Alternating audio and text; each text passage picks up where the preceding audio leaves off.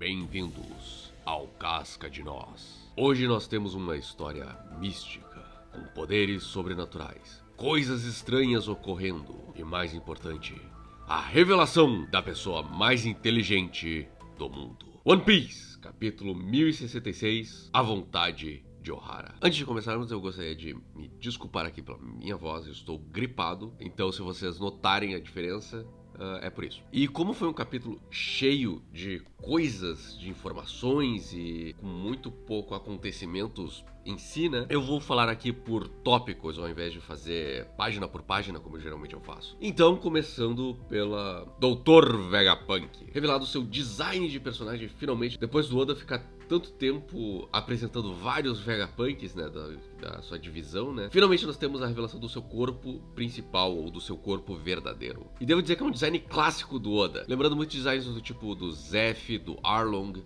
né, de personagens lá do início da história. E dá pra ver claramente a inspiração no Einstein, né, com a linguinha de fora, e exagerando essa língua ao máximo. Inclusive, eu esperava que ele fosse da raça, né, daquelas pessoas que têm a cabeça bem alongada, porém, eu realmente não esperava que ele tivesse a cabeça tão inchada dessa forma. O Dragon, depois eu comento mais do Dragon, né, mas o Dragon comenta ali também que a cabeça dele ficou maior, indicando que a cabeça dele cresce ao longo do tempo, deixando ele mais inteligente, talvez. Talvez sendo uma dessas razões por ele ter dividido o seu corpo, incluindo no design final dele, né, em que ele tem a cabeça cortada ali, com o topo de uma maçã sendo usada de chapéu, com a cabeça bem reduzida, o crânio bem reduzido. O que me faz pensar, será que a divisão dos Vegapunks não foi uma divisão do cérebro dele? Ele pegou o cérebro dele e dividiu em várias partes? Dessa forma, eles são sim o Vegapunk, mas não são o Vegapunk. Trazendo aquele paradoxo do navio de Teseu, né? Se você substituir todas as peças do navio de Teseu, ele continua sendo o navio de Teseu? Então tem um pouco daquela dúvida, né, de que será que os Vegapunks são realmente o Vegapunk? E será que esse Vegapunk que está aí, que a gente está conhecendo, que seria do corpo original, continua sendo o Vegapunk sem a sua essência, sem o seu cérebro, aparentemente? Ou sem grande parte do seu crânio? Fica aí o questionamento. E nunca esperava uma amizade dele com o Dragon. Então foi nos revelado que o Dragon, antes de ser revolucionário, ele participava de um grupo chamado de Freedom Fighters, né, os lutadores da liberdade. E ele havia convidado o Vegapunk para essa luta. Porém, aqui nós vemos algo bem interessante do Vegapunk, que é a sua moral. Devo me unir a um governo corrupto e opressor para avançar a humanidade tecnologicamente e provavelmente salvar muitas vidas? Ou me mantenho fiel aos meus ideais, mas condena a humanidade a mais anos de sofrimento e estagnação? E é claro que nós já sabemos a resposta por essa pergunta, por esse questionamento do próprio Vegapunk, mas não deixa de ser um questionamento muito interessante que acredito que o Vegapunk Shaka herdou do corpo principal. Essa moral dele de querer avançar a humanidade, de querer ajudar a humanidade. E aparentemente compartilham da mesma amizade com o arqueólogo Clover, né, um professor da Robin. Então aquela ligação que o Oda tinha feito alguns capítulos atrás, né, do Shaka dizendo que está morrendo e dizendo o nome do Dragon, tá aí a resposta. Eles são amigos, muito provavelmente eles têm contato um com o outro. O Vegapunk não participa dos revolucionários, mas compartilha da mesma visão moral deles. Então aqui eu acho que é uma amizade muito próxima do Luffy e do Kobe. Não igual, mas próximo. Em que eles estão caminhando paralelamente, né? Mas sem se confrontar abertamente, né? Sem se fazer um confronto direto entre eles. Outra coisa que me preocupa aqui um pouco é que parece que vai haver viagem no tempo, pelo menos é isso que tá me aparecendo aqui, o que o Vegapunk diz, que deu um problema no tempo e espaço e ele ficou preso entre o material, né? Ficou preso naquele robô. E foi nos revelado que o Oda queria viagem no tempo no filme da Uta, que então provavelmente, muito provavelmente, teremos uma viagem no tempo.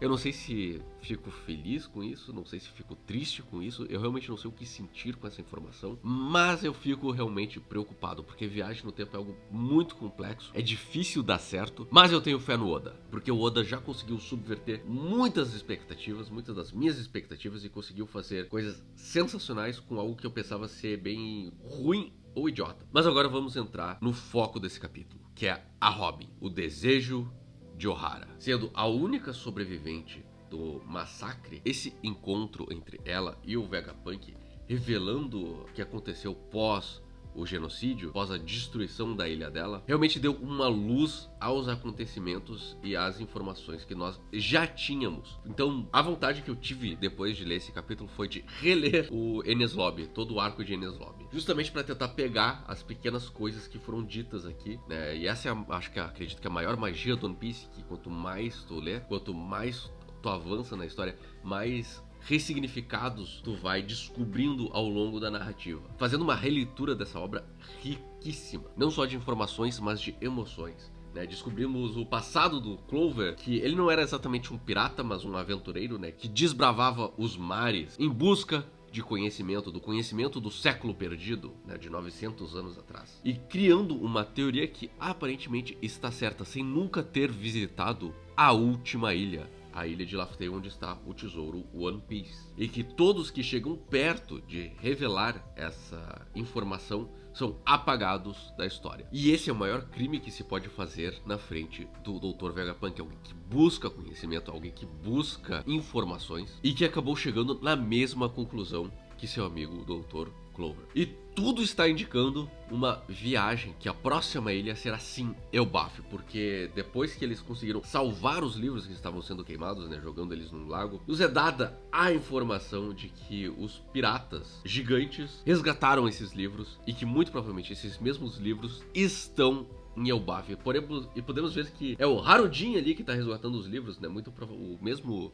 Harudin, se não me engano, esse é o nome dele. O mesmo Harudin que conhecemos em Dressrosa e que agora se juntou à grande frota dos Chapéus de Palha. Então já temos a ligação do Harudin com os Chapéus de Palha, nós já temos a ligação do Oimo e do Kashi com os Chapéus de Palha, né, através do Usopp. Eu só consigo imaginar que Elbaf vai ser uma baita de uma aventura, sendo que o único que pode talvez opor os nossos protagonistas é o Rei Loki. E é claro, mais uma ligação com o nosso Chapéu de Palha, que é a revelação de que Sol está vivo. E quando foi revelado que Sol está vivo, eu fiquei extremamente feliz. Honestamente, eu fiquei muito feliz. E só essa reação da Robin, né, de ver ela chorando, já me fez ficar um pouquinho com aquele choro na garganta, sabe?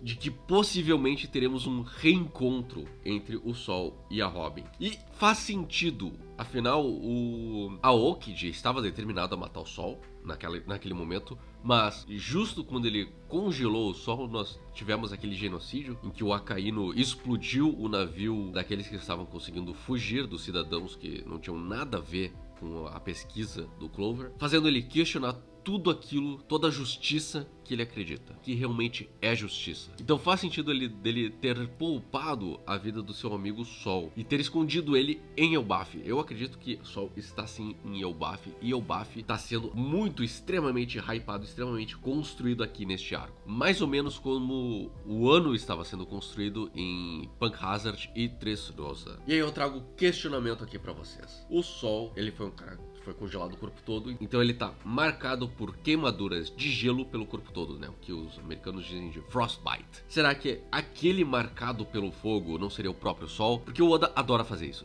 né? De dar uma informação que faz a gente pensar uma coisa e depois subverter totalmente essa informação. Então, não é que ele foi marcado pelo fogo, mas sim marcado pelo gelo da Aokiji. Então, momento teoria aqui. Acredito sim que o Sol é esse cara marcado pelo fogo, porque ele tem todas... Ele foi o cara que organizou o resgate dos livros, né? E muito provavelmente ele leu todos os livros e toda a pesquisa do Clover, descobrindo o que aconteceu de fato no século perdido, tendo a revelação do reino que estava anos à frente e da ameaça que talvez esse reino causou ao mundo. O que me faz ter outra teoria, né? Então outro momento de teoria aqui, de que talvez o governo mundial não seja tão preto no branco como a gente acha. O Oda gosta de fazer várias camadas na sua história. Um cara, dificilmente ele vai fazer um vilão que é só vilão, por assim dizer. Tipo, nós tivemos o Arlong e depois a subvertência da vilania do Arlong, de que sim, o que ele fez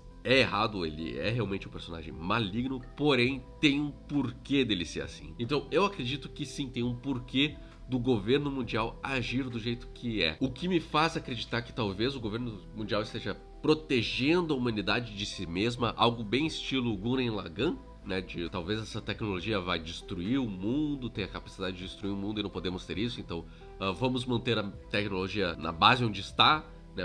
Ninguém vai conseguir mais informações, vamos controlar a população para proteger a população dela mesma, para proteger a humanidade da autodestruição. Então pode ser que seja algo dessa forma, né? Algo seguindo essa vibe. E terminando aqui, vou finalizar com o ponto de que os revolucionários nasceram do extermínio de Ohara, o que faz o mundo do One Piece ser mais conectado do que ele já era, dando uma reação à ação do governo mundial. Pode-se até dizer que o exército revolucionário foi criado pelo governo mundial através do extermínio de Ohara, uma resposta direta a isso. O que faz ligar também o Elbaf com os próprios revolucionários. Então, talvez a próxima ilha envolva os revolucionários, porque sabemos que está acontecendo algo com o Sabo em paralelo a essa aventura que está acontecendo aqui na ilha de Egghead. Então provavelmente o arco de Elbaf tenha ligação com os revolucionários, ou talvez primeiro Elbaf, depois algo com os revolucionários, ou algo com os revolucionários e depois Elbaf. Enfim, esses dois, os revolucionários e Elbaf, estão ligados, estão conectados. E mais uma vez, falando um pouquinho da arte aqui, eu tenho que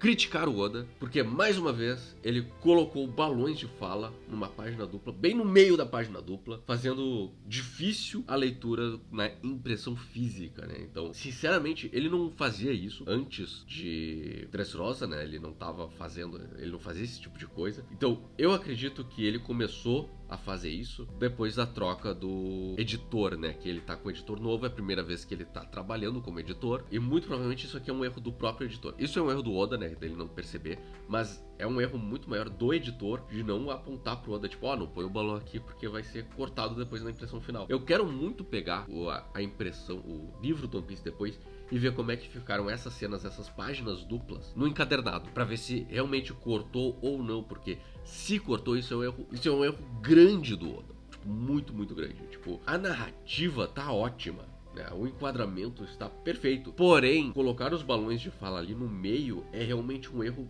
de principiante até. Não parece ser um cara que trabalhou mais de 20 anos nessa indústria, né? Mais de 25 anos. Mas como foram poucas as vezes que ele fez páginas duplas, né? Teve um soco emocional enorme também, sem discussão. No momento que comecei a questionar, tipo, mas será que o Sol está vivo? É ruim porque, tipo, talvez faça a gente mentir, faça outros leitores se sentirem enganados pela morte dele, né? Por mais uma falsa morte.